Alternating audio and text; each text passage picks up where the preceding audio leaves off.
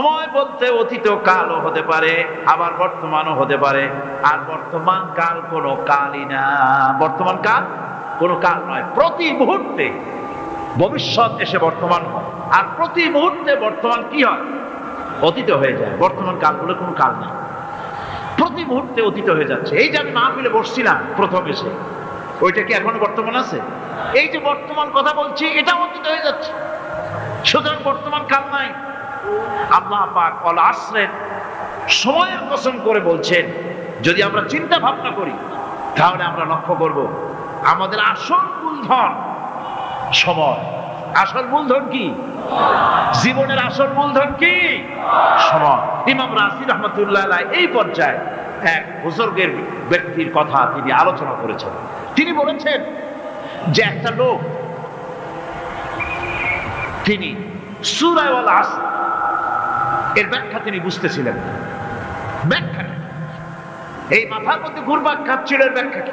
একবার তিনি বাজারে ঢুকলেন, তারপরে তিনি শুনতে পেলেন বাজারের এক প্রান্ত থেকে একজন চিল্লায় বলতেছে, সেই ব্যক্তির উপরে রহম করো যার পুঁজি গলে যায়, সেই ব্যক্তির উপরে রহম করো যার পুঁজি গলে যায়। উনি চিন্তা করলেন পুঁজি এবার গলে কেমন? উনি দৌড়ে গেলেন, যায় দেখেন যে যে ব্যাটা চিল্লাচ্ছে সে হচ্ছে বরফ বিক্রেতা। কি বিক্রেতা? বরফ। এখন এই বরফ বিক্রেতা সে চিল্লায় বলতেছে, সেই ব্যক্তির বড় রহম করো যার পুঁজি কি গলে যায়। সূর্যের তাপ বাজছে আর বরফ গলে যাচ্ছে। সে বোঝাতে চাচ্ছে যে আমার এই বরফটা জমাট থাকা অবস্থায় তোমরা কেউ কেনো, যেহেতু আমার পুঁজি তো এর মধ্যে আমি ইনভেস্ট করেছি। এটা যদি পানি হয়ে যায় তো পানি তো কেউ কিনবে না, এটা তো যেখানে সেখানে পাওয়া যায়। বরফ পাওয়া যায় না বলেই তো আমি বরফ কিনে আনছি। তোমরা আমার প্রতি দয়া করো, তাড়াতাড়ি করে বরফটা কিনে নিয়ে যাও। ইমাম রাজি রাহমাতুল্লাহ আলাইহি বলেন, বুজুর্গ ব্যক্তি চিৎকার করে বললেন, আল্লাহু আকবার, আমি কিন্তু এই বরফ বিক্রেতার ঘোষণার মধ্য দিয়ে সূরা ওয়াল আসরের তাফসীর আমি বুঝে ফেলেছি। তার মানে হলো, বরফ বিক্রেতা যেভাবে বলতেছে সেই ব্যক্তির উপরে রহম করো যার পুঁজি গলে যায়, আমারও তো একটা পুঁজি আছে, ওই পুঁজির নাম হায়াত। প্রতি মুহূর্তে আমার পুঁজি তো গলে যেতেছে, আমার পুঁজি তো গলে যায়, প্রতি মুহূর্তে কমে যেতেছে। আহারে, এই পুঁজি যে গলে গেল ধরে রাখতে পারলাম না, এই জন্য কিছুই তো করতে পারি নাই। সূরা ওয়াল আসরের ভিতরে মানুষের আয়ুষ্কাল দেওয়া হয়েছে বরফ গলে যাওয়ার মতো দ্রুত, সে আয়ু কমে যাচ্ছে। একে যদি নষ্ট করে ফেলা হয়, ভুল কাজে ব্যয় করা হয়, সেটাই হচ্ছে মানুষের মূল ক্ষতি। মানুষের মূল ক্ষতি। ব্যবসায় ক্ষতিগ্রস্ত হয়েছে, এটা মূল ক্ষতি নয়। স্বাস্থ্য হারাইছে, মূল ক্ষতি নয়। রাজনীতিতে ব্যর্থ হয়েছে, মূল ক্ষতি নয়। জীবনে মন্ত্রিত্ব হারাইছে, মূল ক্ষতি নয়। মূল ক্ষতি প্রতি মুহূর্তে সময় নষ্ট হচ্ছে, এটাই মূল ক্ষতি। ভাইরা, কিয়ামতের দিন জান্নাতীদের কোনো দুঃখ থাকবে না, সকলের দুঃখ থাকবে। জান্নাতীদের কোনো দুঃখ থাকবে না? থাকবে, থাকবে। জান্নাতীদের মনের মধ্যে একটা দুঃখই থাকবে। ভালো করে শুনুন, জান্নাতীদের মনের মধ্যে একটা দুঃখই হবে। তারা মনে মনে চিন্তা করবেন, আফসোস করবেন, আহারে যদি দুনিয়ায় বসে অমুক সময় বাসে বসেছিলাম, আজে বাজে চিন্তা করেছি, বাড়ির ড্রয়িং রুমে একা একা বসে বসে আজে বাজে চিন্তা করেছি, অমুক অমুক সময় খেলাধুলায় কাটাইছি। এই সময়গুলিতে যদি সুবহানাল্লাহ, আলহামদুলিল্লাহ, লা ইলাহা ইল্লাল্লাহ, আল্লাহু আকবার, এই তাসবিহ যদি পড়তাম, জিকির আজকার করতাম, জান্নাতের ভিতরে আর নিয়ামত লাভ করতে পারতাম। সময়টা তো কাজে লাগাইলাম, ভালো ভালো কাম করো। বন্ধুগণ, সময় দ্রুত গতিতে চলে যাচ্ছে, মানুষের জীবন ক্ষতিগ্রস্ত হচ্ছে। ক্ষতি থেকে বাঁচতে পারবে 4টা গুণ যার মধ্যে আছে, বাকি সব ক্ষতিগ্রস্ত হয়ে যাবে। আমার ভাইয়েরা, এই কথাগুলি বলে আল্লাহ পাক যেন এরকম একটা দৃষ্টান্ত দিলেন। আপনি যদি পরীক্ষার হলে গিয়া দেখেন ছাত্ররা পরীক্ষা দিতেছে, পরীক্ষার জন্য নির্ধারিত সময় কতটুকু? 3 ঘন্টা। 3 ঘন্টা। আপনি গিয়ে দেখলেন কোন একজন পরীক্ষার্থী পরীক্ষা দিতে গিয়ে আর একদিকে তাকায় আছে, আকাশের তারা গুনতেছে, অথবা সে গল্প করতেছে, অথবা পরীক্ষা বাদ দিয়ে আজে বাজে কিছু লিখতেছে। আপনি যেমন তাকে, ওই ছেলেটাকে আনবো না, গাফেল ছেলেটাকে ঘড়ির দিকে তাকায় বলেন, এই ছেলে ওই ঘড়ির দিকে তাকাও, দেখো তোমার সময় কিন্তু চলে যেতেছে, মাত্র 1 ঘন্টা আর তুমি সময় নষ্ট করতেছো। আল্লাহ যেন স্নেহ পরবশে তামাম পৃথিবীর গোলামদেরকে, বান্দাদেরকে আঙ্গুল নির্দেশনা দিয়ে বলছেন, বান্দারা প্রতি মুহূর্তে তোর জীবনের মূল্যবান সময় চলে যেতেছে, প্রতি মুহূর্তে সময় যাচ্ছে। আল্লাহ পাকের কথা শুনুন, আল্লাহ পাক বলছেন, ওয়াল আসরি ইন্নাল ইনসানা লাফি খুসর। খুসর, খুসরিন, এই যে খুসর, খাসারা, এই শব্দটা হচ্ছে আবিধানিক অর্থে ক্ষতি হচ্ছে লাভের বিপরীত। লাভের বিপরীত কি? ক্ষতি। নাফা, এই নাফার বিপরীত কি? নোকসান। খাসারাটা কি? নোকসান বলা হয় পুঁজি 50,000 খাটাইছিলাম, লাভ করতে পারি নাই, পুঁজি ঠিক আছে, এটাকে বলা হয় নোকসান। এটাকে কি বলা হয়? নোকসান। কিন্তু আমি পুঁজি খাটিয়েছিলাম 50,000 টাকা, লাভ তো হয়ই নাই, পুঁজিও চলে গেছে, আমও গেছে, ছালাও গেছে, আম নাই ছালাও নাই। এইটারে আরবিতে কি বলা হয়? খাসার, দেউলিয়া। দেউলিয়া হয়ে গেছে। দেউলিয়াটা বোঝেন ভালো আপনারা, দেউলিয়া হয়ে গেছে।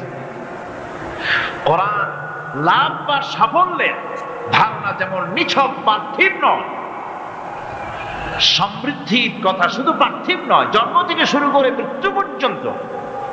কোরআনের লাভের কথা যখন বলা হয় তখন জন্ম থেকে মৃত্যু পর্যন্ত, আখিরাত পর্যন্ত, কিয়ামত পর্যন্ত। ক্ষতিটাও জন্ম থেকে শুরু করে মৃত্যু পর্যন্ত, কিয়ামত ক্ষতিটাও। এই কথাটি কোরআনে কারীমের অন্য একটি আয়াতে আরো সুন্দর করে বলা হয়েছে, যারা নাকি এই দুনিয়ার মুখে, যারা নিজেদের পুঁজি খাটাইছে, জীবনের পুঁজি সুদ কামাইতে খাটালো, জীবনের পুঁজি খাটালো হারাম কামাইয়ের ভিতরে, অন্যায় কাজের ভিতরে, যারা জীবনের পুঁজিকে আল্লাহর দ্বীনের কাজে লাগাতে পারে নাই, তাদের সম্পর্কে বলা হচ্ছে হাসিরাত দুনিয়া ওয়াল আখিরাতা যালিকা হুয়াল খুসরানুল মুবিন। হাসিরাত দুনিয়া ওয়াল আখিরাত, দুনিয়াও ক্ষতিগ্রস্ত, আখিরাতেও ক্ষতিগ্রস্ত। এটা হচ্ছে তার জন্য সুস্পষ্ট ক্ষতি, এর থেকে বড় ক্ষতি আর কিছুই হতে পারে না। আল্লাহ পাক কোরআনে কারীমে অন্যত্র বলেছেন, وَنُنَزِّلُ مِنَ الْقُرْآنِ مَا هُوَ شِفَاءٌ وَرَحْمَةٌ لِّلْمُؤْمِنِينَ وَلَا يَزِيدُ الظَّالِمِينَ إِلَّا خَسَارًا। আমি এই কোরআন অবতরণের পরিক্রমায় এমন সব বিষয় অবতীর্ণ করেছি যা মুমিনদের জন্য নিরাময় এবং তাদের জন্য রহমত, আর জালিমদের জন্য ক্ষতি ছাড়া আর কিছুই বৃদ্ধি পায় না। জালিমদের জন্য ক্ষতি বৃদ্ধি পায়, আর যারা মুমিন তাদের জন্য এর মধ্যে নিরাময় আছে, এর মধ্যে রহমত আছে। অর্থাৎ যারা এই কোরআনকে, যারা নিজেদের আইনের কিতাব হিসাবে গ্রহণ করেছে, কোরআনকে তাবিজের কিতাব হিসাবে নয়, ধর্মীয় কিতাব হিসাবে নয়, কোরআন সংবিধান। কোরআন কি? কোরআনকে যারা সংবিধান হিসাবে মেনে নিয়েছে, এমনকি আমেরিকার মতো দেশে, ইংল্যান্ডের মতো দেশেও কোরআনের বিরুদ্ধে এত কথা কেউ বলতে সাহস পাবে না, ইসলামের বিরুদ্ধে কথা বলতে সাহস পাবে না, যেহেতু মুসলমানেরা সেখানে পাল্টা আক্রমণ করবে। আর আমার দেশে মুসলমানের ঘরের সন্তান হইয়া ইসলামের বিরুদ্ধে তারা বক্তব্য রাখে, মৌলবাদ জিকির উঠে গেছে। আমেরিকার প্রেসিডেন্টরা যখন শপথ নেন, প্রেসিডেন্ট হিসেবে ওথ নেন, বাইবেলের উপরে হাত রাখেন আর বলেন, এই মহাগ্রন্থকে স্পর্শ করে শপথ নিচ্ছি, আমি আমার চিন্তা চেতনা, আমার মেধা, আমার প্রজ্ঞা, সবটা আমার জাতি, আমার দেশকে উন্নয়নের জন্য, এর সমৃদ্ধির জন্য, এর সংরক্ষণের জন্য আমি আমার জীবনকে উৎসর্গ করি। বাইবেলের উপরে স্পর্শ করে এই শপথ তারা নেন। আমার দেশের প্রেসিডেন্ট, প্রধানমন্ত্রী শপথ নেওয়ার সময় কোরআন শরীফের উপরে হাত রাখে যদি, তাহলে বলা হবে বেচারা মৌলবাদী হয়ে গেছে। এটা করা যাবে না। আর যদি কেউ করে সামান্য কিছু, কোরআন না, যদি তসবিহ নিয়েও আসে, তাহলে বুঝতে হবে জাতির সাথে একটা প্রতারণা ছাড়া কিছুই না। কাজেই ধর্মের প্রতি আকর্ষণ একটা ভিন্ন জিনিস, সেই জিনিসকে ছেড়ে যারা দেয় তারাই ক্ষতিগ্রস্ত হয়, আর যারা ধরে রাখে তারা দুনিয়ায় ক্ষতিগ্রস্ত হয় না। আল্লাহ পাক এখানে রাসূল করিম সাল্লাল্লাহু আলাইহি ওয়াসাল্লামের একটি হাদিস প্রণিধানযোগ্য কোরআনের ব্যাপারে। হুজুর বলেছেন, আল কোরআন হুজ্জাতুন লাকা ওয়া আলাইক। এই কোরআন হয় তোমার পক্ষের সাক্ষী, না হয় এই কোরআন তোমার বিপক্ষের সাক্ষী। কিয়ামতে এই কোরআন হয় তোমার পক্ষে কাজ করবে, নতুবা এই কোরআন তোমার বিপক্ষে কাজ করবে। দুই অবস্থা থেকে খালি হবে না। হয় কোরআন তোমার পক্ষে সাক্ষী দেবে, না হয় আমরা কি চাই? কিয়ামতে কি চাই? বলেন কি চাই? কোরআনের পক্ষে যদি আমরা সাক্ষী চাই, তাহলে এই কোরআনের পক্ষে আমাদেরকে কাজ করতে হবে। এছাড়া আমাদের নাজাতের কোনো পথ নাই। আমাদের মুক্তির পথ হচ্ছে কোরআন কেন্দ্রিক, রাসূলুল্লাহর হাদিস কেন্দ্রিক। এর বাইরে আমাদের সমস্ত পুঁজি নষ্ট হয়ে যাবে। আমাদেরকে পৃথিবীতে টিকে থাকতে হলে কোরআনের উপরে ভিত্তি করে আমাদেরকে বাঁচতে হবে, টিকতে হবে। الذين آمنوا وعملوا الصالحات وتواصوا بالحق وتواصوا بالصبر। সাতটা কাজ করলে জীবন হবে সফল। এই ব্যর্থতা থেকে, এই ক্ষতি থেকে যদি বাঁচতে চাই কিনা? কারা কারা চাই দেখাই তো হাত। কারা কারা চাই ক্ষতির হাত থেকে বাঁচতে চাই? কারা? আলহামদুলিল্লাহ, হাত নামান। ক্ষতির হাত থেকে যারা বাঁচতে চান, আল্লাহ রাব্বুল আলামিন তাদের জন্য ফর্মুলা পেশ করেছেন, ইল্লাল্লাযীনা আমানু ওয়া আমিলুস সালিহাতি ওয়া তাওয়াসাউ বিল হাক্কি ওয়া তাওয়াসাউ বিস সাবর। আল্লাহ পাক বলেন, সাতটি কাজ করলে জীবন সফল হয়ে যাবে। কয়টা কাজ? সাতটা কাজ করলে জীবনটা সফল হয়ে যাবে। এক নম্বরে ঈমান। এক নম্বরে কি? ঈমান। এটাই হচ্ছে ফাউন্ডেশন। ক্ষতি থেকে বাঁচার জন্য প্রথম যে গুণটি, সেটির নাম হচ্ছে ঈমান। ইসলামে ঈমানের স্থান সর্বপ্রথম, তারপরে হচ্ছে ইসলাম। ঈমান আগে, তারপরে কি? ইসলাম।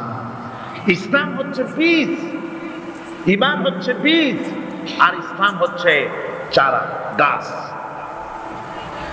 এটা হচ্ছে ভিত্তি। এই ভিত্তিকে সর্বপ্রথম মজবুত করতে হবে। ঈমানের ভিত্তি, ঈমানের ভিত্তি দুনিয়ায় ঈমানের আহ্বান জানাবার জন্যই আল্লাহ রাব্বুল আলামিন সমস্ত নবী এবং রাসূলদেরকে পৃথিবীতে পাঠিয়েছেন ঈমানের আহ্বানের জন্য। দুনিয়ার সমস্ত নবীদের দাওয়াত ছিল ঈমানের দাওয়াত। কিসের দাওয়াত? এই ঈমানের দাবিটা আসছে, এই দাওয়াতটা এসেছে আল্লাহর কাছ থেকে। কার কাছ থেকে? দেখুন, পৃথিবীর ভিতরে কোন নবীদের কথার সাথে আরেকজন নবীর কথার কোনো বৈপরীত্য হয় নাই। সমস্ত নবীদের কথা একরকম ছিল। কয় রকম? একজন নবীর সঙ্গে তার বক্তব্যের সাথে আরেকজন নবীর বক্তব্যের কোনো গুণগত মৌলিক কোনো পার্থক্য ঘটে নাই, অসঙ্গতি হয় নাই। কারণ নবীরা, আম্বিয়া আলাইহিমুস সালাম, নিজেরা বানিয়ে কথা রচনা করে তারা মানুষের সামনে পেশ করে নাই। সমস্ত নবীদের কাছে যত দাওয়াত এসেছে, একটা অফিস থেকে এসেছে। সে অফিসটা হচ্ছে কার? আল্লাহ রাব্বুল আলামিনের। তাই দুনিয়ার সমস্ত পয়গম্বরদের দাওয়াত ছিল না ইলাহা ইল্লাল্লাহ, লা ইলাহা ইল্লাল্লাহ, লা ইলাহা ইল্লাল্লাহ, লা ইলাহা ইল্লাল্লাহু মুহাম্মাদুর রাসূলুল্লাহ। এটাই ছিল সমস্ত নবীদের দাওয়াত। কোরআনে কারীম তার ধারক এবং বাহক সম্পর্কে বলে যে তিনি যে দাওয়াত দিয়েছেন সে দাওয়াতটা হলো ঈমানের দাওয়াত। আমাদের নবী তিনি এসে যে দাওয়াত দিয়েছেন সে দাওয়াতটা কিসের? কোরআনে কারীম বলছে রব্বানা ইন্নানা সামি'না মুনাদিয়ান ইউনাদি লিল ঈমান।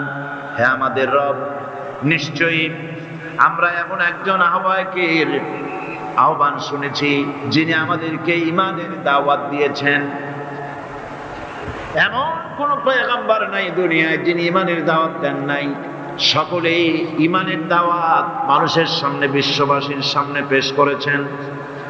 কোরআনে হাকিম স্পষ্ট একটা সীমারেখা দুনিয়ার মানুষের সামনে পেশ করে পৃথিবীর মানুষগুলিকে দুটি শ্রেণীতে বিভক্ত করে দিয়েছে।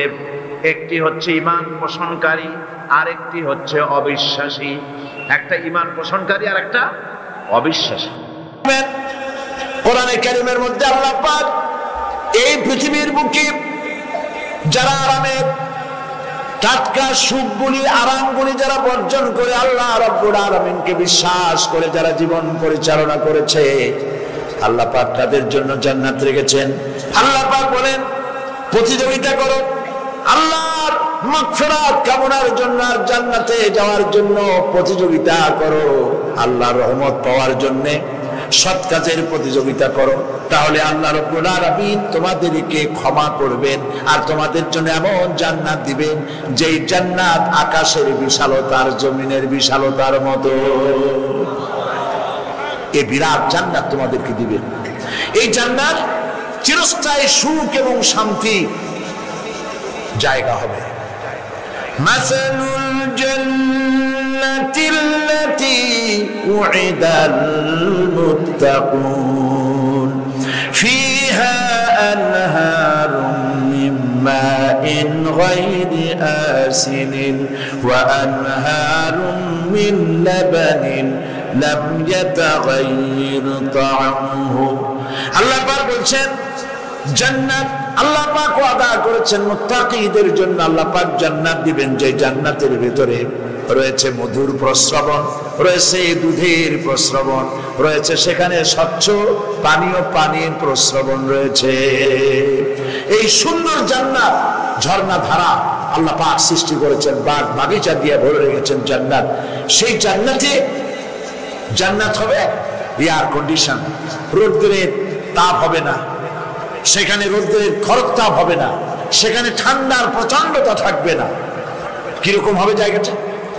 আল্লাহ পাক বলছেন মুত্তাকিনা আলাল আরাইকি লা ইয়ারাউনা ফিহা শামসান ওয়ালা জামহারিরা ওয়া দানিয়াতান আলাইহিম যিলালুহা ওয়া যুল্লিলাত কুতুফুহা তাযলিলা।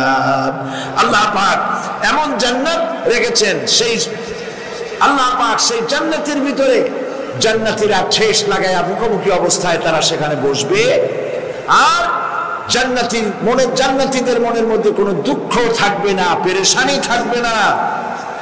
পৃথিবীতে মানুষের দুঃখ থাকে, পেরেশানি থাকে, সেখানে কোনো দুঃখ আর পেরেশানি থাকবে না।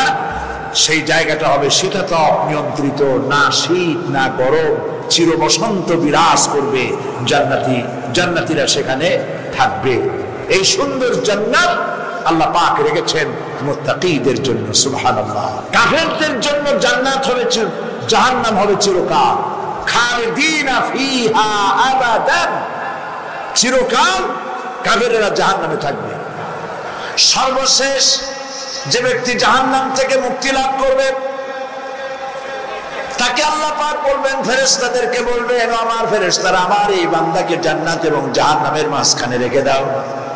জান্নাত এবং জাহান্নামের মাঝখানে লোকটি যখন থাকার জায়গা পাবে সে জান্নাতের দিকে তাকায়া দেখবে আর কাঁদতে থাকবে। আল্লাহ পাক জিজ্ঞেস করবেন, বান্দারে যুগের পর যুগ ধরে জাহান্নামে কেঁদেছো, আমি রব্বুল আলামিন জাহান্নাম মাফ করে দিয়া জান্নাত জাহান্নামের মাঝখানে রেখে দিয়েছি, আযাব থেকে তো বেঁচে গেছো, এখন কান্দো কেন? লোকটি বলবে রব্বুল আলামিন কান্দি এই কারণে, জাহান্নাম থেকে মাফ করেছো, তোমার শুকরিয়া আদায় করি। জান্নাত তো আমার কপালে নাই, কিসমতে নাই, কিন্তু জান্নাত আমি এখান থেকে দেখতে পাচ্ছি, জান্নাতের সুঘ্রাণ আমার নাকে আসতেছে, কপালে নাই যাওয়ার। আমি কাঁদি এই জন্য, তুমি যদি মেহেরবানি করে আমাকে জান্নাতের দরজার কাছে একটু দাঁড় করায় দিতা, প্রাণ ভরে তোমার জান্নাতের দৃশ্যটা একটু দেখতাম। আল্লাহ পাক তার আরজি পূরণ করবেন, বলবেন যাও, ফেরেশতাদের বলবেন এর জান্নাতের দরজার কাছে দাঁড় করায় দাও। জান্নাতের দরজার কাছে দাঁড়িয়ে লোকটি আবার কান্না শুরু করবেন। আল্লাহ পাক প্রশ্ন করবেন, এবার কান্দো কেন? লোকটি বলবে রব্বুল আলামিন কান্দি এই কারণে, জান্নাতের এই দরজায় দাঁড়ায়া জান্নাতের অফুরন্ত নেয়ামত কিছুই ভালো করে দেখা যায় না, শুধু অল্প জায়গা দেখি।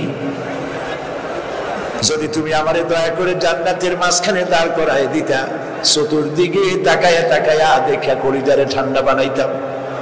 তবে আমি ওয়াদা করি জান্নাতের কোন নাজ নেয়ামত, কোন ফল আমি খাবো না, ধরবো না, সইব না, একটুখানি মেহেরবানি করে মাঝখানে দাঁড় করাইয়া দাও, জান্নাতে ঠান্ডা করি।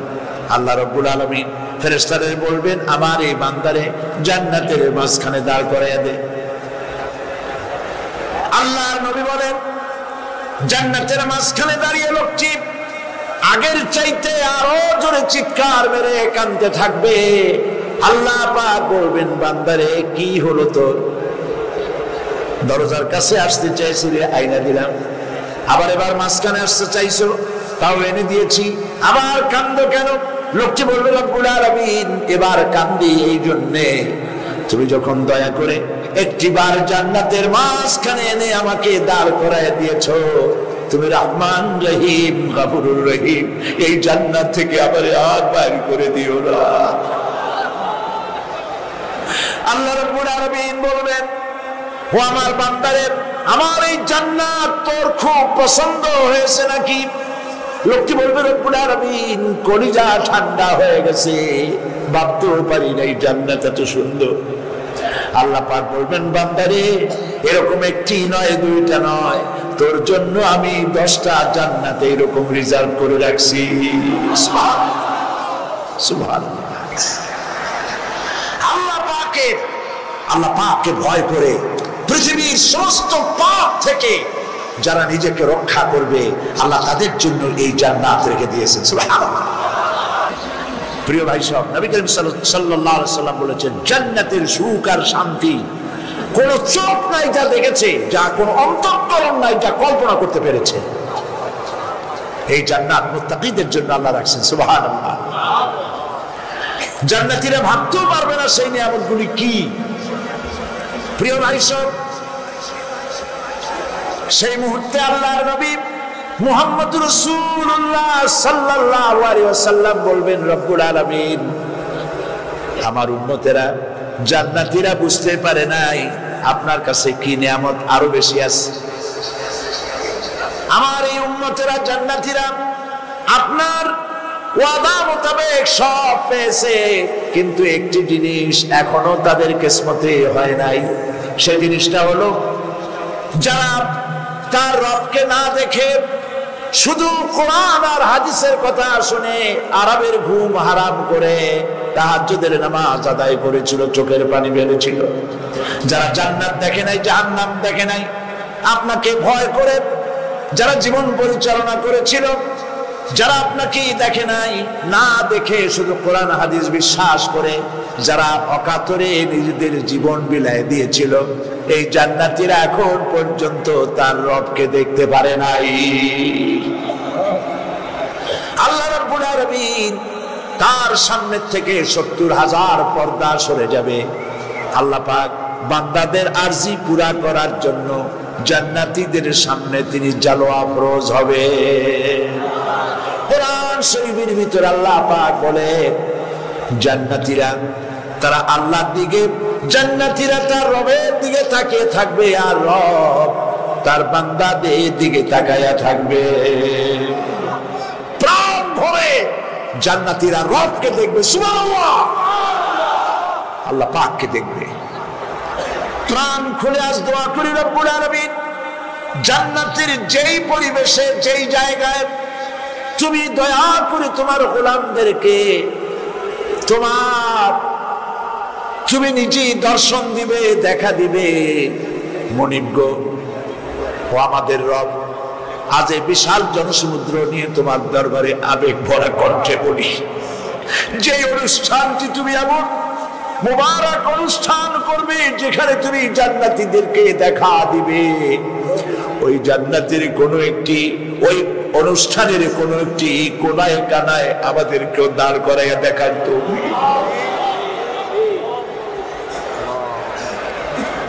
প্রিয় ভাই সব, আল্লাহ রাব্বুল আলামিন মানুষের সামনে এত সব নিয়ামত রেখেছেন, এই জান্নাত দান করবেন। এরপরে আল্লাহ রাব্বুল আলামিন কোরআনে কারীমের মধ্যে বলেছেন, রব্বিস সামাওয়াতি ওয়াল আরদি ওয়া মা বাইনাহুমার রাহমানি লা ইয়ামলিকুনা মিনহু খিতাবা। এসব পুরস্কার রয়েছে তোমাদের সেই রবের পক্ষ থেকে যিনি আকাশ আর জমিনের মালিক। সুবহানাল্লাহ বলবেন না? যার সামনে কথা বলার ক্ষমতা কারো হবে না। এটি একটি মারাত্মক কথা। কিয়ামতের দিন আল্লাহর দরবারে কেউ কথা বলতে পারবে না আল্লাহর নির্দেশ ছাড়া। একটি আকীদা পরিষ্কার করে নিয়ে যান আপনাদের, সে আকীদাটা এভাবে পরিষ্কার করুন, কোন পীর সাহেব, কোন খাজা বাবা, কোন মাওলানা, কোন মুহাদ্দিস, কোন বুজুর্গ আপনাকে সুপারিশ করতে পারবে না যদি না আল্লাহ পাক তাকে কথা বলার তৌফিক না দেয়। মনে থাকবে এটা। আয়াতুল কুরসির ভিতরে আমরা পড়ি, মান যাল্লাযী ইয়াশফাউ ইনদাহু ইল্লা বিইযনিহি। আল্লাহ পাক বলেছেন কিয়ামতের দিন আল্লাহর দরবারে কার সাহস আছে কথা বলতে পারে? মান যাল্লাযী ইয়াশফাউ ইনদাহু ইল্লা বিইযনিহি।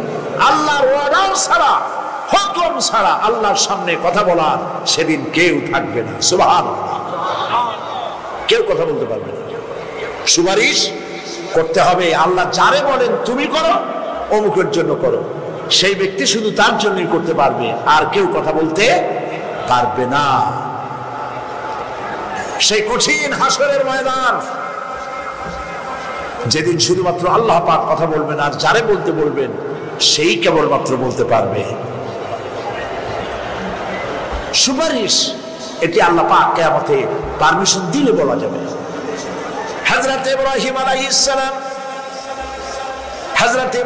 আলাইহিস সালাম কিয়ামতের দিন তার নিজের পিতা সম্পর্কে সুপারিশ করবেন, রব্বুল আলামিন আমার আব্বার জন্য সুপারিশ করতেছি, মেহেরবানি করে জাহান্নাম থেকে তারে আপনি রক্ষা করুন। আল্লাহ রব্বুল আলামিন বলবেন, ইব্রাহিম তোমার সুপারিশ মঞ্জুর হবে না। প্রিয় ভাই সব, একটু মাথা খাটান, চিন্তা করেন। জাতির পিতা কে? জাতির পিতা চিল্লায় বলুন, কলিজা সাফ করে ফেলুন, মুসলমানদের জাতির পিতা হাফিজ আলী কেউ হতে পারে না।